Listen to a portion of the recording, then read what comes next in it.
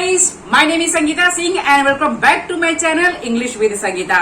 आज की वीडियो में आप गाइज स्टडी से रिलेटेड ढेर सारे सेंटेंसेस को समझने जा रहे हैं गाइज, और ये सेंटेंसेस बड़े ही कमाल के हैं।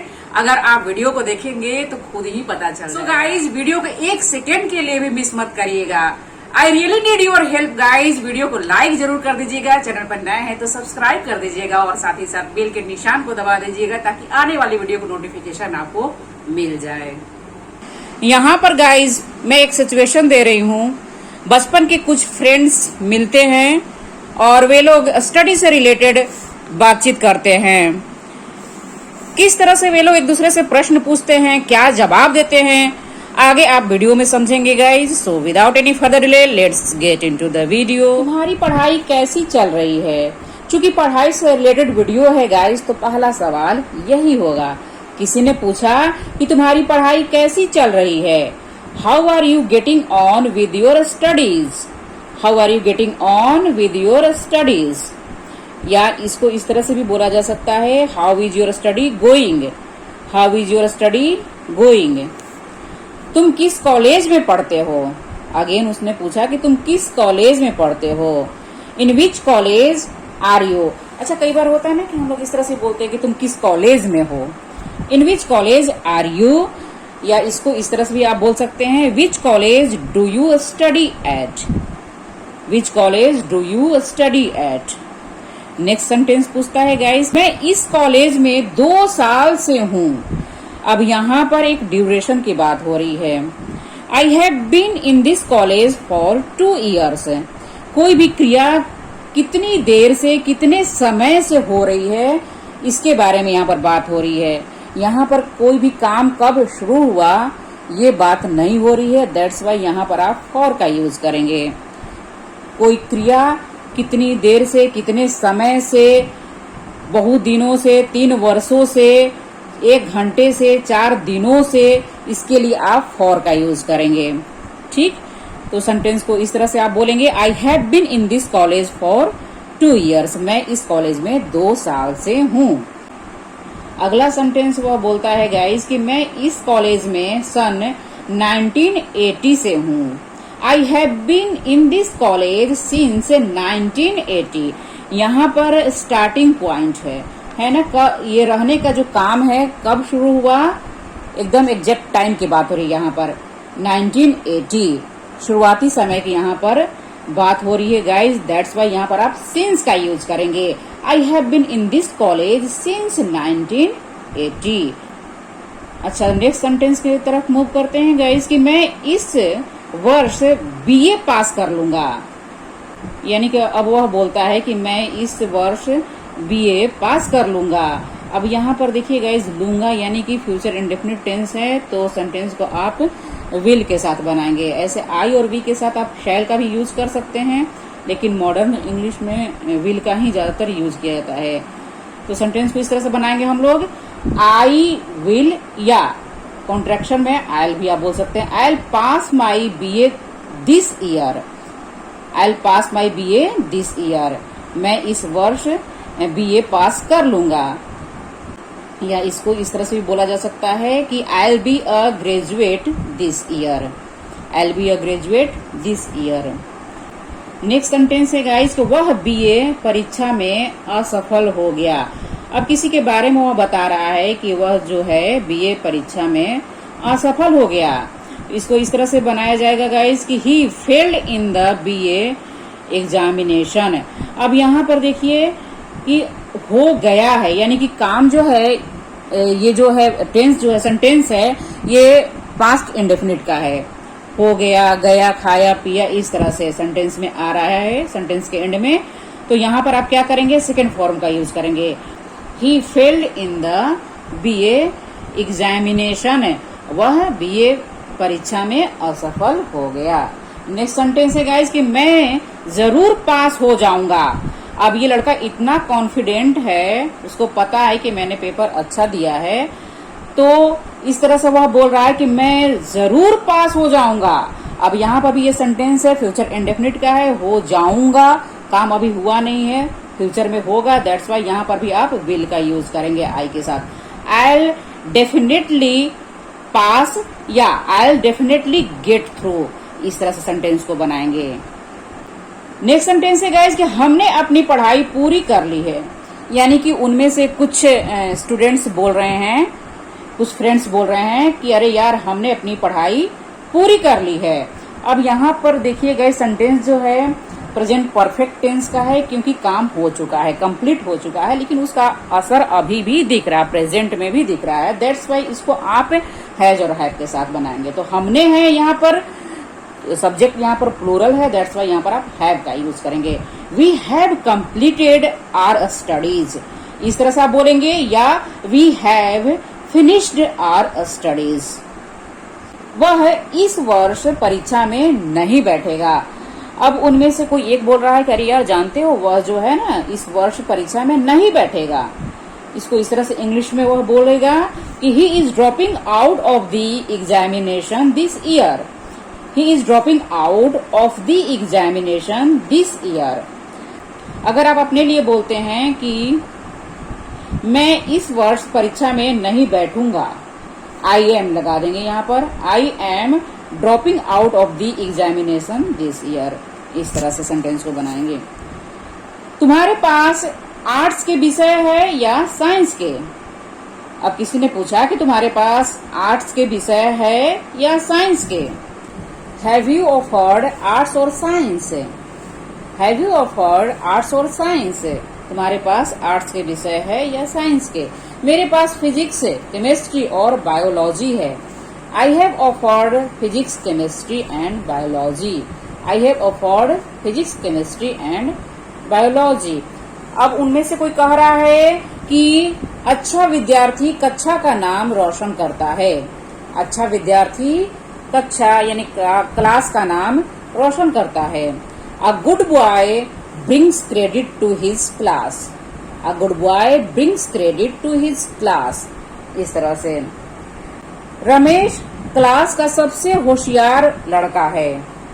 अब आपके क्लास में कोई भी जो लड़का है बहुत तेज है, होशियार है, अच्छा है, तो इस तरह से आप सेंटेंस को बनाएंगे गाइस कि आप नाम यहाँ पर चेंज कर देंगे, राम हो, श्याम हो। क्लास का सबसे होशियार लड़का है। Ramesh is the best boy in the class. Ram is the best boy in the class. इस तरह से आप यहाँ पर चेंज कर देंगे अपने जो भी आपके फ्रेंड्स में जो भी तेज है उसको आप इस तरह से बोलेंगे, ठीक है। अगर यहाँ पर लड़की है, सीता है, गीता है, तो यहाँ पर आप लिखेंगे कि सीता इज द बेस्ट, अब यहाँ पर गर्ल कर देंगे, Sita is the best girl in the class. Radha is the best girl in the class, इस तरह से। वह गणित में मुझसे आगे है। अब उन सभी में से किसी ने कहा कि अरे यार जानते हो वह जो है ना गणित में मुझसे आगे है। He is ahead of me in mathematics.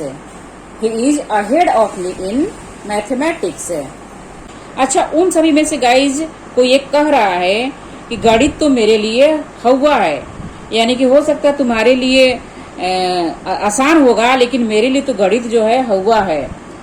तो इसको इस तरह से सेंटेंस को बनाया जाएगा गाइस कि mathematics is my bugbear. Mathematics is my bugbear, इस तरह से सेंटेंस को बनाएंगे आप। मैंने कि बहुत ही कठिन है, मैं नहीं समझ पाता हूँ। अब अगर आप मैथमेटिक्स की जगह इंग्लिश करते हैं कि अंग्रेजी तो मेरे लिए हुआ है, इंग्लिश इज माई बगबेयर, इस तरह से सेंटेंस को बनाएंगे। इंग्लिश हुआ, साइंस हुआ, whatever you want to say, science is my bugbear, इस तरह से बोल सकते हैं। वह मुझसे 1 साल पीछे है। He is junior to me by 1 year. He is junior to me by 1 year. अब यहाँ पर अगर आप बोलते हैं कि मैं उससे 1 साल पीछे हूँ, तो यहाँ पर बोलेंगे I am junior to him by 1 year, इस तरह से। I am junior to him या हर, लड़की है तो बाई 1 ईयर। नेक्स्ट सेंटेंस है गाइस कि वह खेलों में बहुत होशियार है। He is a good sportsman. He is a good sportsman. वह खेलों में बहुत होशियार है। अब अगला सेंटेंस किसी ने कहा कि वह अंग्रेजी में अच्छा है। वह खेलों में तो बहुत होशियार है, लेकिन किसी ने अब कह रहा है, उसमें से कोई कह रहा है कि वह अंग्रेजी में अच्छा है। He is good at English. अच्छा, अगर आप लड़की के लिए बोल रहे हैं तो she लगा देंगे, she is good at English. मैं अंग्रेजी में अच्छा हूँ, I am good at English, इस तरह से। अब नेक्स्ट सेंटेंस है गाइस कि मैं अंग्रेजी बोलना जानती हूँ या जानता हूँ, I know how to speak English. अब यहाँ पर गाइस अगर आप यह बोलते हैं कि वह अंग्रेजी बोलना जानता है, ही नोज कर देंगे, he knows how to speak English, वह अंग्रेजी बोलना जानता है। She knows how to speak English, अब यहाँ पर लड़की है तो शी लगा देंगे। दे है तो दे नो बोलेंगे, they know how to speak English. इस तरह से आप सेंटेंस को बनाएंगे। अगर आपको बोलना है कि मैं अंग्रेजी बोलना नहीं जानती हूँ या नहीं जानता हूँ या मुझे अंग्रेजी बोलना नहीं आता है, तो यहाँ पर आप सेंटेंस को बनाएंगे I don't know how to speak English, I don't know how to speak English. क्या आपको अंग्रेजी बोलना आता है? अगर आपको पूछना है, उन सभी में से आप पूछ रहे हैं किसी से कि क्या तुम्हें अंग्रेजी बोलना आता है या क्या तुम अंग्रेजी बोलना जानते हो, do you know how to speak English, do you know how to speak English, क्या वह अंग्रेजी बोलना जानता है, does he know how to speak English. अब यहाँ पर डज का यूज करेंगे, सब्जेक्ट के अकॉर्डिंग आप डू और डज का यूज करेंगे क्योंकि ये प्रेजेंट इंडेफिनिट टेंस का सेंटेंस है गाइस। मैं अंग्रेजी बोलना जानता था, I knew how to speak English. मैं अंग्रेजी बोलना नहीं जानता था, I didn't know how to speak English. Didn't के साथ आप नो का यूज करेंगे। चलिए अब हम लोग नेक्स्ट सेंटेंस की तरफ मूव करते हैं। आपने अंग्रेजी कौन कौन सी पुस्तकें पढ़ी हैं? अब उन सभी में से किसी ने पूछा कि भैया तुम बताओ कि आपने जो है या तुमने अंग्रेजी कौन कौन सी पुस्तकें पढ़ी हैं।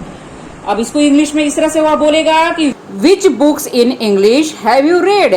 अंग्रेजी की कौन कौन सी पुस्तकें के लिए which books in English. Next sentence है गाइस, वह अच्छी तरह मन लगाकर पढ़ती है। She takes keen interest in her studies.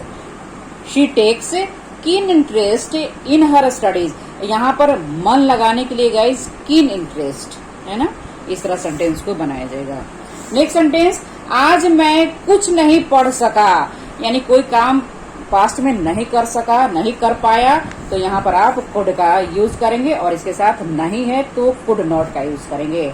I could not या I couldn't study anything today. आज मैं कुछ नहीं पढ़ सका, I couldn't study anything today. अच्छा, पढ़ सकता, अगर मैं बोलूं कि मैं आज कुछ नहीं पढ़ सकता हूं तो कैन हो जाएगा, कैन नॉट है ना, आई कांट। ठीक है, चलिए नेक्स्ट सेंटेंस, वैसे मैंने पिछली रात बड़ी मजेदार पुस्तक पढ़ी, काम खत्म हो चुका है ना, तो पास्ट इंडेफिनिट टेंस है। बाय द वे, वैसे बाय द वे मैंने पिछली रात बड़ी मजेदार पुस्तक पढ़ी, I read a very interesting book last night. By the way I read a very interesting book last night. अब उन सभी में से गाइज किसी ने कहा कि यदि तुम पास हुए तो तुम्हारे माता पिता खुश होंगे। यदि तुम पास हुए तो तुम्हारे माता पिता खुश होंगे। If you pass your parents will be happy, यानी खुश होंगे। अभी फ्यूचर की बात हो रही तो यहाँ पर विल बी का यूज करेंगे। ठीक है, प्रेजेंट में इज एम आर का यूज किया था सब्जेक्ट अकॉर्डिंग, एंड पास्ट में वर्स का यूज किया था और फ्यूचर के लिए विल बी का यूज किया था। If you pass your parents will be happy. अब गाइज इस तरह से सभी ने एक निर्णय लिया कि भाई देखो, हम लोग यानी कि जैसा हम परिश्रम करेंगे वैसे ही हमें उसका पुरस्कार मिलेगा। होता है नहीं कि सब बात होने के बाद में लास्ट में हम लोग एक डिसीजन लेते हैं कि हम लोग को अब कड़ी मेहनत करनी चाहिए। तो as we labour so shall we be rewarded, as we labour so shall we be rewarded, या our reward will depend on our labour. Next sentence, सीखना कभी मत छोड़ो, यह जीवन भर की प्रक्रिया है। कभी भी मत छोड़ना भैया सीखना, है ना, यह जीवन भर की प्रक्रिया है। Never stop learning, it's a life long process. Never stop learning, it's a life long process. Hope कि गाइज आज की वीडियो आपको अच्छी लगी होगी। गाइज अगर आप भी किसी अपने फ्रेंड्स से मिलते हैं, अगर इस तरह की सिचुएशन आए, इस तरह के सेंटेंसेज बोलना हो गाइज, तो जरूर से बोले, क्योंकि चीजों को यहाँ से यहाँ लाना, यानी कि पहले सेंटेंसेज को याद करने की कोशिश करिए, किस सिचुएशन में किस तरह के सेंटेंसेज बोलना है, यह आपको जरूर आनी चाहिए। यहाँ से आपको यहाँ लाना है, बोलकर प्रैक्टिस करना। कैसी लगी गाइज कमेंट करके जरूर बताएं। किस तरह के वीडियो आपको चाहिए जरूर से जरूर बताएं गाइज, मैं पूरी कोशिश करूंगी बनाने के लिए। नेक्स्ट वीडियो मिलते हैं guys, till then keep learning, keep practising.